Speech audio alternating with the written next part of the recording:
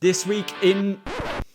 Well then, what's the point if I don't even know the name of the show? This week on football. How many times have I done it? This week on football, Palmer from the front row.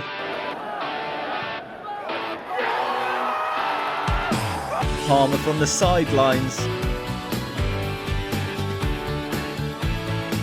Barca fans show up at Bromley.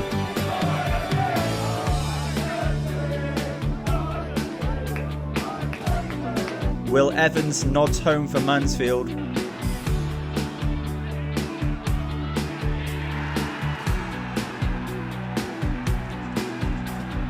McTominay finding his feet in Naples. Rashford's back. Or is he? Kirk Miller, stop that right now. Bruno sees red. Courtois gives it large to his former fans. And Ten Hag explains exactly what went wrong against Tottenham. What were your tactical instructions to your players before the game? Hey. Hello everyone, I am Alex. You have tuned into This Week on Football. Thank you for coming. If you haven't already, subscribe to the channel. Please hit subscribe if you're on YouTube. If you haven't rated it 5 stars on Apple, on Spotify, or liked the video, here's your chance to do it. I'm giving you a one-off opportunity. Go, hit it, do it. You done it? Cool.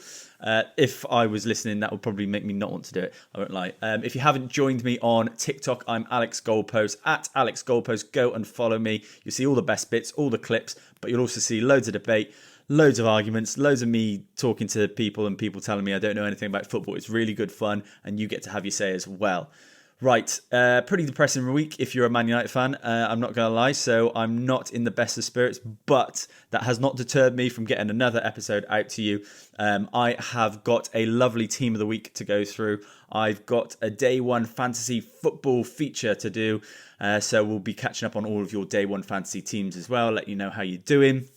I'm going to be doing my weekend treble. This is the important part. And that is right at the end of the show. So make sure you do stay tuned right until the end.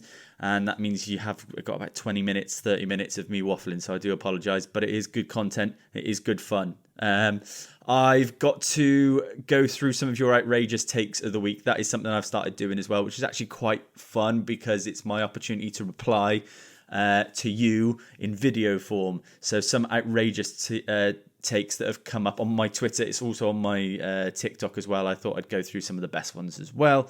That's at the end of the show. But first, and a big but first this week, my fantasy Premier League team has been absolutely terrible until now. This week, I am currently sat 3,565th in the world. And it's because of one thing. And here is how I did it. Now, if you are a follower of fantasy football, you'll know how difficult it is to even break into the top million, let alone 100,000, let alone 10,000, let alone 5,000. And somehow I have done it. Week 1, I started off really slow. 56 points, Bruno captain, 4.6 million in the world. Really slow start, really poor start. Week 2, slightly better. Salah captain, 70 points, but 4.8 millionth in the world. Really tough. Week 3 is where it all changed. My wild card hit. So I did the wild card in week 3, changed my team completely. Haaland captain, 80 points in total. Here's where you see some consistency. Week 4, now we're cooking. 81 points, Haaland captain again, 95,000th rank. Week 5, consistency again, 80 points, Buemo captain. Then I'm up to 499,000th rank. So each of these incrementally giving me a little bit of a boost until week 6, which is this week, Golden Week. Palmer captain, 96 points and 32,000th this week, which all in all has led me to being 3,565th in the world. So, obviously, if you want tips, apparently come to me. I didn't think I was any good at fantasy, and this must be pure luck. I don't know. Normally, I put the worst players in. I've put Brennan Johnson in, and all of a sudden, he's found form. Great. Scored against Man United. But I think the big thing this week has been Cole Palmer. Anyone who's had Cole Palmer, you've pretty much been laughing. And I managed to captain in this week by luck or by chance or by skill. Who knows? I don't know. But if you'd like to see my team, you can see it right here, I think. I'll put it up there. But obviously, I will be following that as well now. Because look, I listen to a lot of the FPL guys. I listen to the Let's Talk FPL. You always see the FPL Raptor and all these people pop up about their teams and giving you tips. I watch them, but I do not listen to them. I watch them and always think I know better. I never do.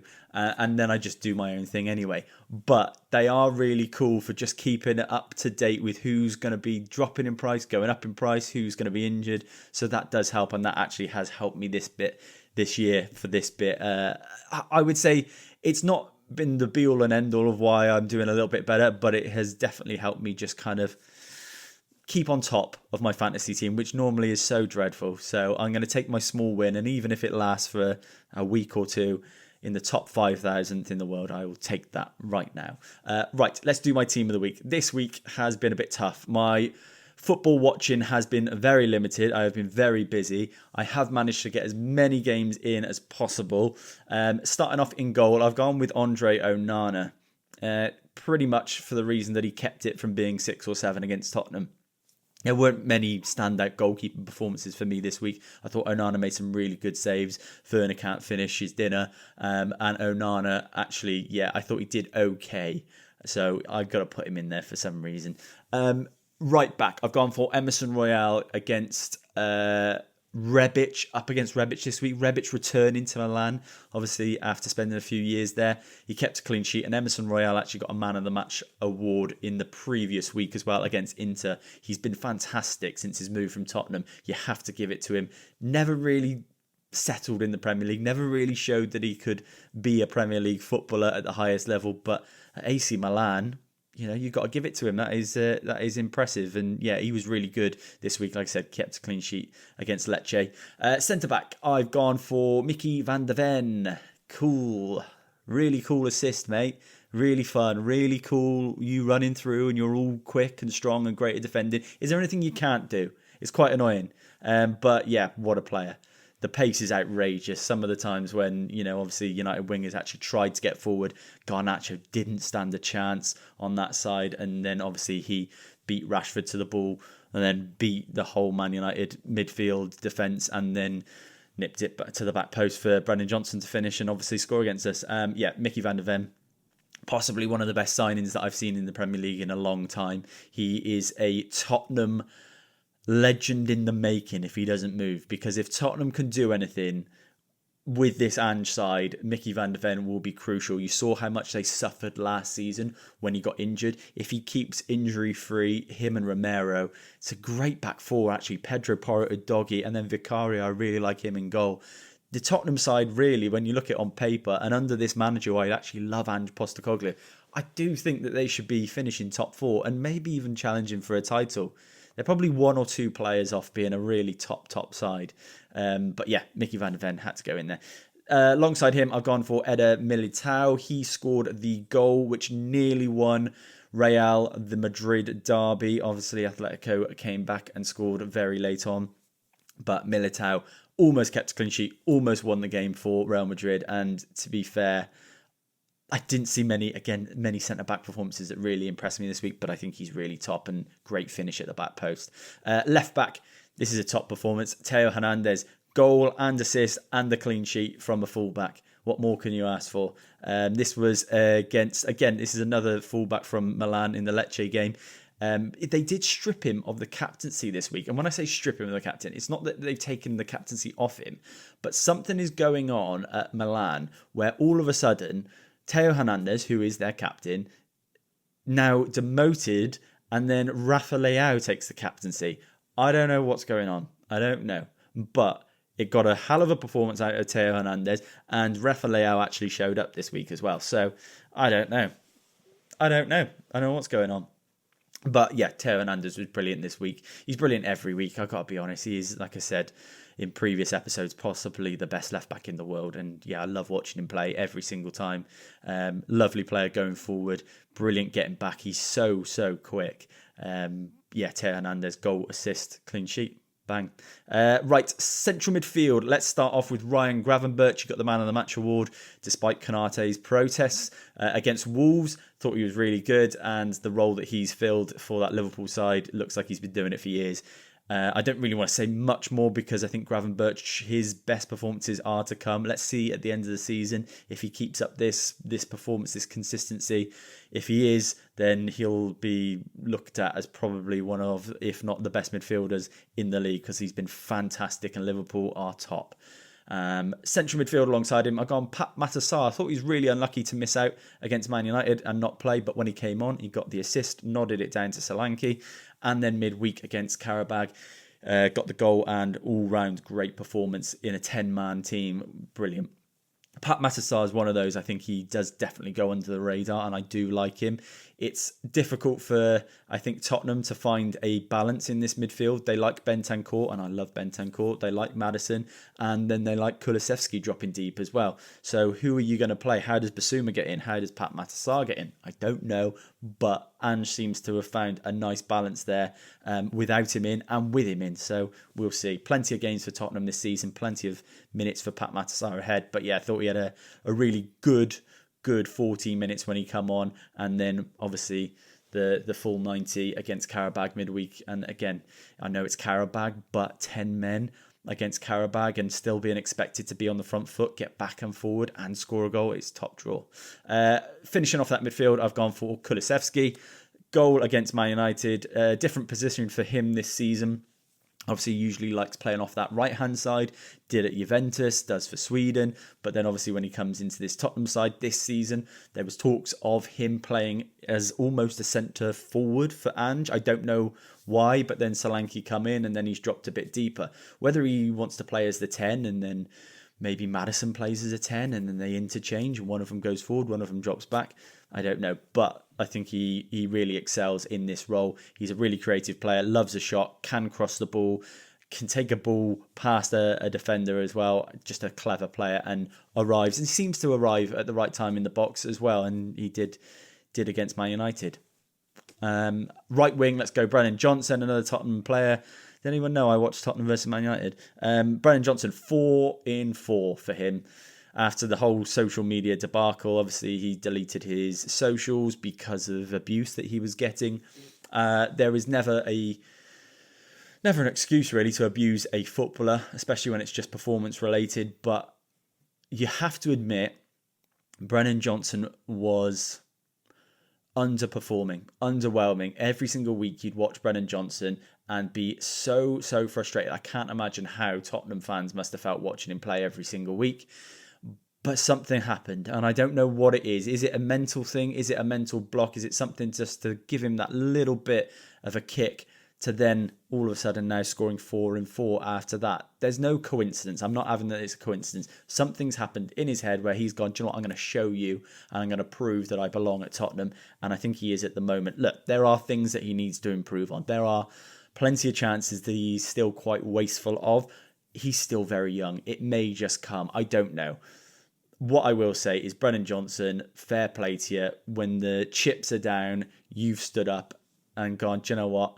I'm going to not just be in the team. I'm going to be the team. I'm going to be the reason why we win games, the reason why we are all of a sudden now challenging and hopefully turning the Tottenham team around to challenge for top 4. I think Brennan Johnson is nailed down on that right wing position. I don't see Kulusevski dropping back into that position. I think he's got a nice position in midfield. And Brennan Johnson now probably got the confidence of the manager and confidence of the fans now to put together some performances. And for him, hopefully, do well. I know the Welsh absolutely love him. I know Baker absolutely loves him.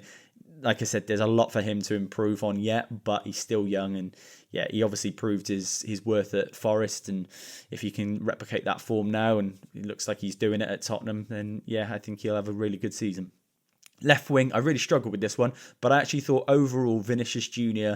in the Madrid derby was pretty good. There's a lot of talk about Vinicius Jr., particularly when it comes to his relationship with opposition fans. And in Spain, what happens between him and opposition fans is never good. And you cannot ever excuse racist abuse. His problem is that when that has happened, it's almost like he has a vendetta against every opposition fan base, regardless of the abuse. And you can understand why that might happen. But he is antagonistic. He's angry, aggressive. He dives. Opposition fans are not going to like you wherever you go. There is no excuse to step over that line from fans. And it is disgusting what happens in Spain. And he's obviously talked about leaving Spain as a result of it. But there's also part of me that's like, you just got to accept you're going to get abuse. And it's like you walk down a dark alley at night. Yes, nobody should rob you, but also make sure that you're wary and you're not got your headphones in and you're just staring at your phone. Be on alert. Maybe play to the situation. I don't know. I love Vinicius Jr. as a player. Brilliant. As a player to play against, you would absolutely hate him. And like I said, he is antagonistic. He loves to get involved with the fans and kind of have that. It's not really banter. You see where James Maddison has a bit of banter. I think Neil Maupay does as well. When it comes to Vinicius Jr., it's angry, it's aggressive. But then I can understand why. If you're racially abusing him and if he's had that in the past, then why wouldn't you be angry? And why wouldn't you hate every opposition fan? I don't know. It's a difficult one. But Vinicius Jr., yeah, I think he is just always an absolute must for this Real Madrid side. They are a worse side without him. He is probably going to win a Ballon d'Or this year, and I don't think you should really take that away from him. He had a brilliant year last year, so yeah, fair play to him. Striker finishing off that team, Sergio Grassi, 2 goals, 1 a penalty, 28 in 28 last season, and now 3 goals in 3 games for Dortmund. Very impressive. Loved him last season. I told you to look out for him early doors last season, and he kept that run going, got a big move to Dortmund. Obviously, it's coming good for him now. 2 goals in that game this weekend. Yeah, won the penalty as well against former Dortmund player Paslak. He's just a threat and a finisher, and you just would hate playing against him. He's tall, gangly, he can get his foot on anything, get his head on anything. You think the ball's there, you go to tackle, he moves it. I don't know, he's just a very clever striker. Really like Sergio Grassi. And yeah, I think a big season at Dortmund. If Dortmund want to push for the title this season and try and get above Leverkusen and Bayern Munich, it's going to be a lot of weight on his shoulders, but I think he's more than capable of doing it. Right, let's do day 1 fantasy football. One day, or day 1.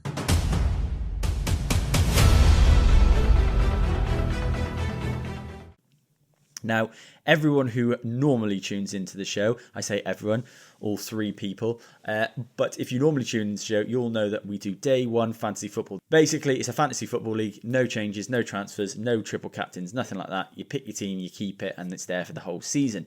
You guys have got involved. We were at about 100 of us. Now we're down to about 20 of us. So let's go through some teams. Now, my team is not doing well. I would love to talk about my team like it is doing well, like my normal fantasy. It's not. It's doing terribly. Starting off at the top, we have got Liam Edgar. Now, we have got 1 game fixture to go for this week.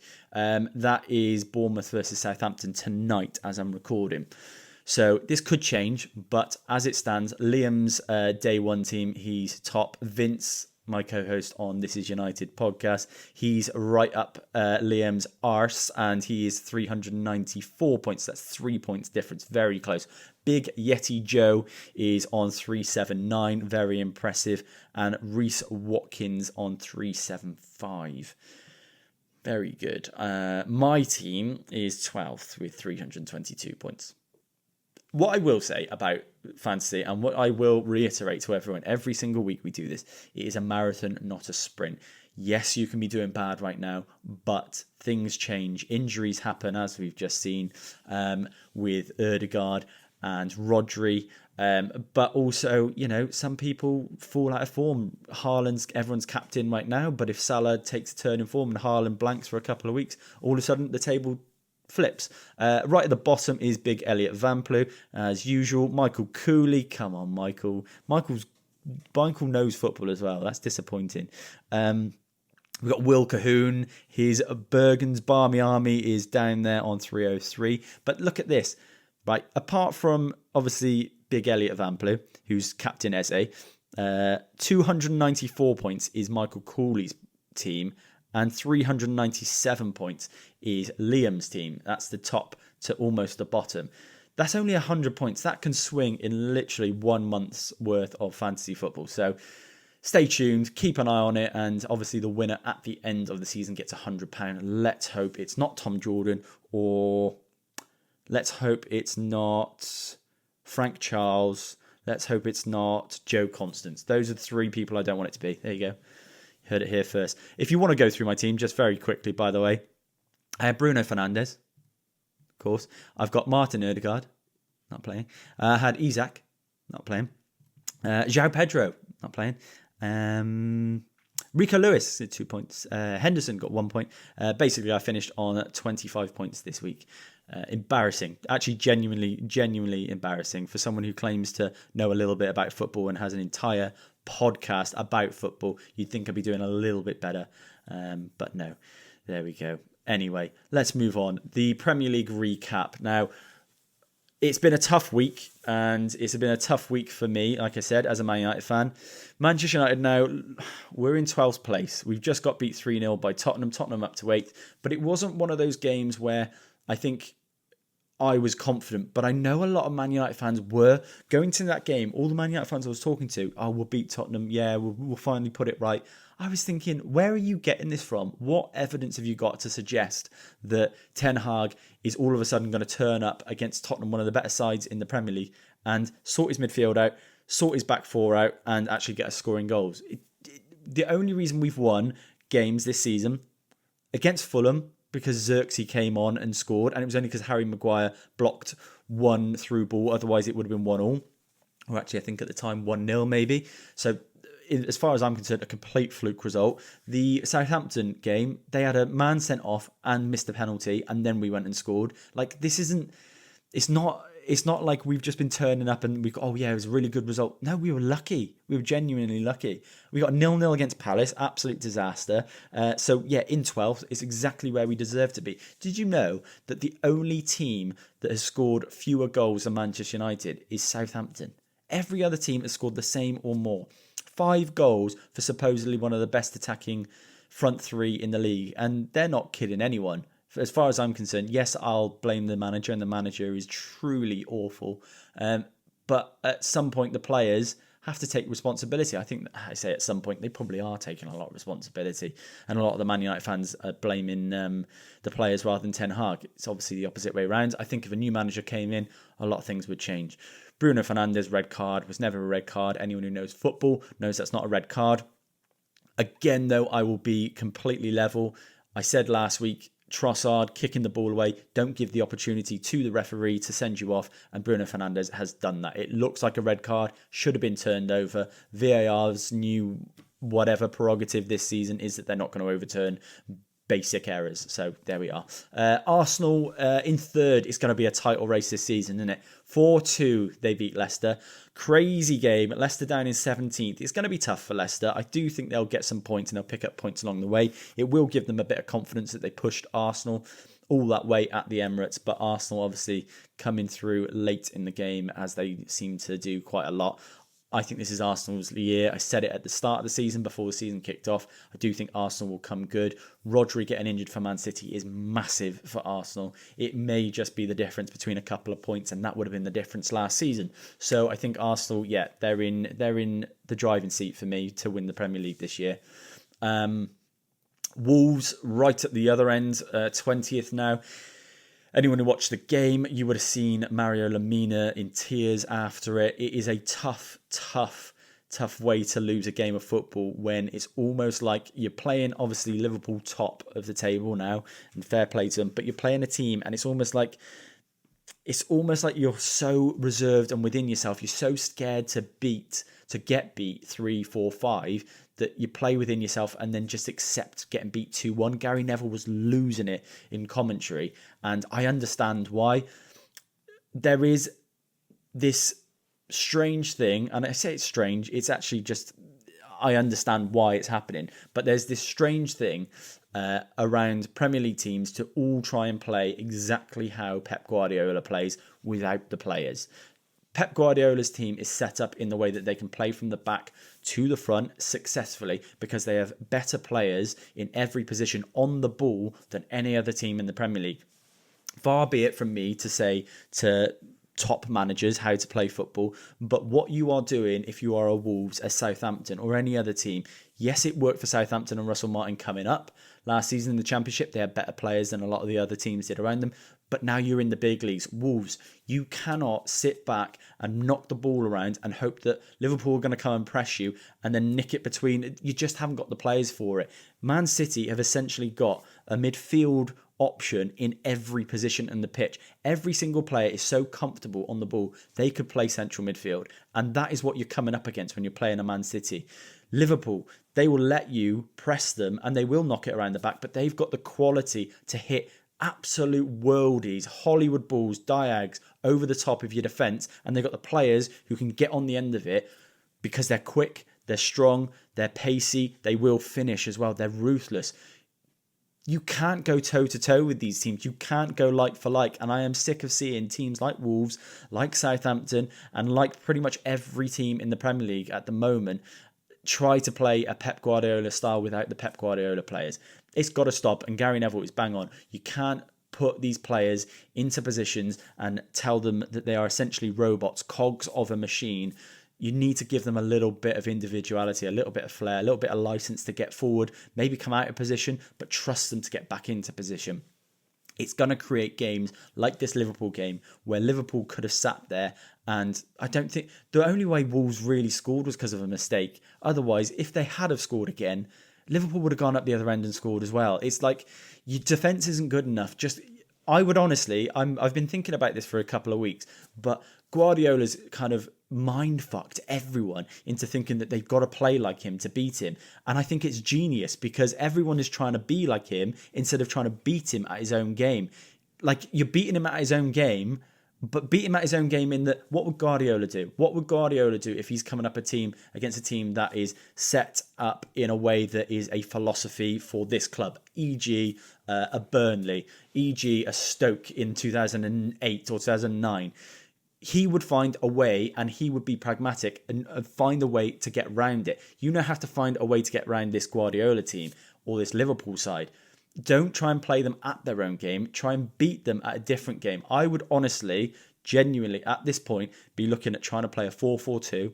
I would be stripping it right back to a Sam Allardyce era where you play 4-4-2, you play long balls, you get big guys up front who can win knockdowns and win second balls. If you're getting dominated, it's not a problem because you've always got an out ball. You can always hoof it long. You don't need extra quality on the ball. Not every single player in your team has to be a Bernardo Silva. Get a big, strong man. Get people who can run off, a quick man. Honestly, I'd strip it back right down to a 4-4-2. If I was Wolves or if I was someone like that, you've got Sacha Kalajdzic, who's like 6'8". Ping him up there. Mateus Cunha round the side of him, and then just sit two banks of four, and sit back and say, come and break us down. It's tough to break down, a low block. And if you've got someone on the end of it, particularly if you can get someone like Acuna up against a Gvardiol or someone who's not got loads and loads of pace, you can go and hurt Man City or you can go and hurt Liverpool. I think Brentford had a really good go at it, but obviously with Ivan Toney leaving, you haven't got that front man to kind of knock balls up to. I think just change it. It's got to change. It's got to change. We can't keep seeing these teams play around the back and obviously ultimately lose every single game. Chelsea in fourth. What a game for Cole Palmer. They won 4-2 against Brighton. The high line versus Chelsea's magnificent counter-attack. It was always going to end one way, and Cole Palmer, 4 goals in a first half. It's outrageous. It truly is. I've spoken enough about Cole Palmer. I spoke about him last week and, I absolutely adore him. So, fantastic. Brighton will get plenty of points this season. They've got nothing to worry about. Newcastle actually got a result against Man City. I didn't see that coming. I really didn't. Newcastle won, City won. Newcastle have been pretty terrible all season, but picked up results, and that is a massive victory. I do wonder how much Rodri's absence has got to do with that. That's the thing. That's the thing I'd be looking out for there. Man City, look, it's just one game without Rodri, but I don't know. I think it's going to be tough for them to... He's just so crucial. He is so massive for that side. And you look at the win percentage with and without, and it's just stark. So, yeah, Newcastle, obviously, great performance to get a point against Man City, and Newcastle will be absolutely fine as well. I think they'll be pushing for Europe.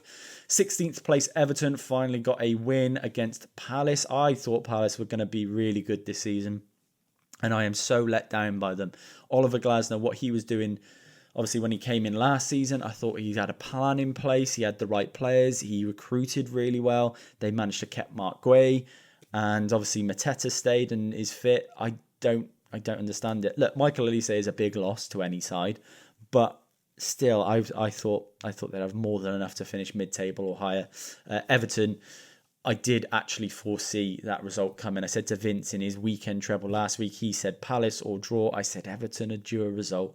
Goodison, the pressure, I just feel like something's going to happen. And obviously Dwight McNeil scored that absolute screamer and then got another goal. So a brace for McNeil. Really underrated player, Dwight McNeil. So yeah, really good for him as well. I think Sean Dyche a couple of seasons back was fuming when he didn't get into the England squad. And he has been overlooked. I think he is quite a boring looking player and a boring, almost feels like a defensive winger, but his quality, set pieces, dead balls, and obviously he can strike a ball from distance. Yeah, it's a fantastic player, Dwight McNeil. Really like him. Ipswich doing a little bit better than I think some people anticipated. I was a big fan of Ipswich. I thought they'd come up and I thought they'd stay up. I did think they would go well this season. To get a 2-2 result against Aston Villa is really impressive. Villa now into 5th, one of the strongest sides in the Premier League, and Ipswich went toe-to-toe with them and got a point, fair play. Fulham, very strong, obviously up into 6th now. I cannot believe Man United beat this Fulham side because they are really good. Forest, unlucky, but obviously a 1-0 victory. Raul Jimenez with a penalty, so, it can happen. Those results will swing either way all season. Forest look very good under Nuno. Brentford against West Ham, 1-1. About time West Ham put a point on the board, 14th now, and Brentford mid-table in 11th. And Buemo, by the way, have you seen the last 3 goals now he's scored have been inside the first minute? Something's going on there. What's happening at Brentford? How are they scoring so early? I want to know. And then finally, obviously the Bournemouth game against Southampton tonight. Massive game for Southampton. They have to put a point on the board as well, just like West Ham, if they want to hope to kind of stay above their head above water. But I think Wolves... I don't think Wolves will be down in that 20th. When I'm looking at the table, Southampton down in 19th. I don't think Wolves will be there all season. I do think Southampton might be, and it's now that they need to go and get a win. Big statement performance against Bournemouth. If they can go out there and win, that'd be massive for him and for Russell Martin and the team. I think really, really good players all over the pitch tonight, and I'm looking forward to the game. Antoine Semenyo obviously goes under the radar, but a fantastic player.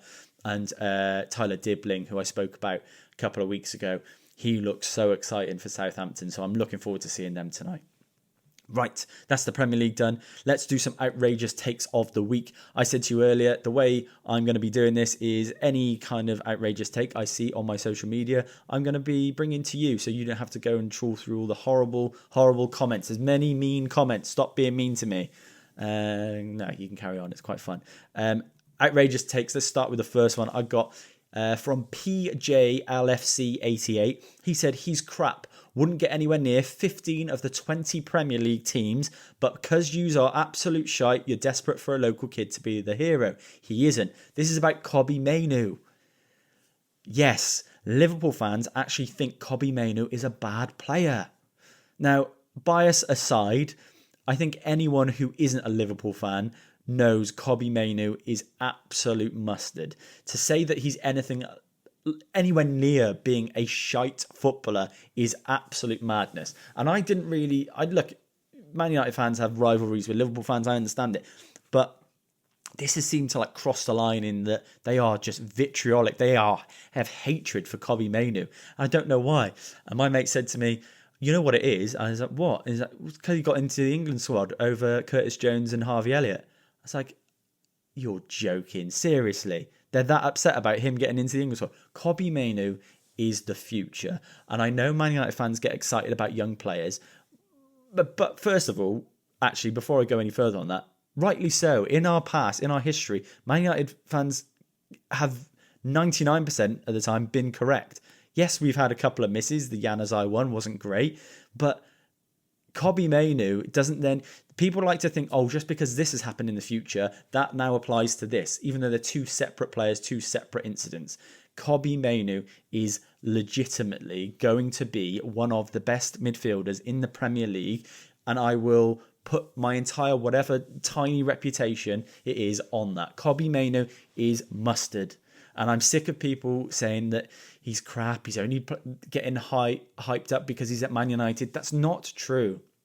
And the only reason you think like that is because you, A, don't know football, or two, are so biased it's unbelievable. If I wasn't a Man United fan, I would be a massive fan of Kobbie Mainoo regardless. So it's not about that. And I will hype up players who play for other teams. I do it every single week on this podcast. It's not about Man United players. There's many Man United players which I would say to you are not good enough. Kobbie Mainoo is far from being the problem. And on that, APB Copite said he's shite, and if you think he's some top player, then football really isn't for you. We get it. You support Liverpool. Does that mean that you can't have a brain? Is there any actual reasonable Liverpool fans out there? I look at a lot of fan bases. Look, City are big rivals of Man United. Villa, Newcastle. You see a lot of these people online. No one's like this. The Liverpool fans and Arsenal fans are just plain weird. They're just weird. I said it last week and I got a load of stick for it, but then they just proved me right. Like, I posted a video about Konate on TikTok. You can go and see it. And it was just about him coming out in his interview and saying that he deserved man of the match, not Gravenberch. Fair enough. And it was a bit of fun. I thought, look, let's see if I can get anyone to bite. So I said, oh, look at this meltdown from Konate. All these Liverpool fans jumping in, going, it's clearly banter, mate. It's clearly just jokes between teammates, mate. It was like carbon copies of the same comment. It's like they're all NPCs. They've got no brain other than, oh, no, you can't say that about my favourite player. Grow up. LL said, Cole Palmer is not white. That was on one of my videos. He said Cole Palmer is not a white man. Yes, he might have, I think, Jamaican heritage. He's white. Look at his skin. It's not a big deal. You can be white or black or whatever colour you want. But let's not lie about it. He is a white man. LDP14 said, he ain't white, lol. Get the facts, bro.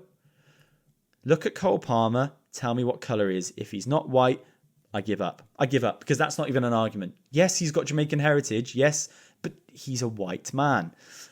Zombie said, we don't care if Arsenal believe City is their rivals, but we, City, know the only rivals we have in the EPL is Liverpool.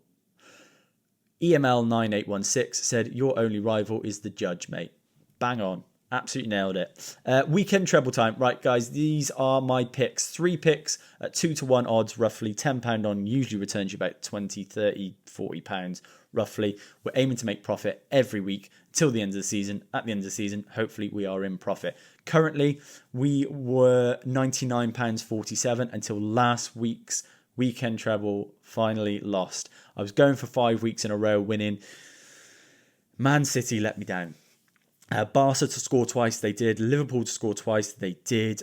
And I had Man City to score twice, and they didn't. They scored once. One selection has let me down, which means our total profit is £89.47 if you'd have been backing it with a tenner every week this season. Still really good. Still stick with me. Don't lose the faith. It was one selection.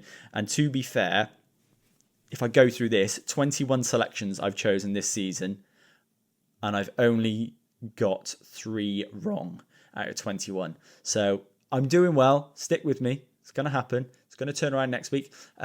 First selection, I've gone for Brentford versus Wolves over 1.5 goals. I've gone for Inter versus Torino over 2.5 goals. And then I've gone for Rennes versus Monaco over 2.5 goals. £10 returns you £32.57. I've also got a competition with Vince on his This Is United podcast where we are competing with each other to see who makes the most profit. There's a big forfeit for the loser, so if you haven't looked at that post, he will post every Thursday. His videos go up every Thursday. Yes, so look, we're in a good spot.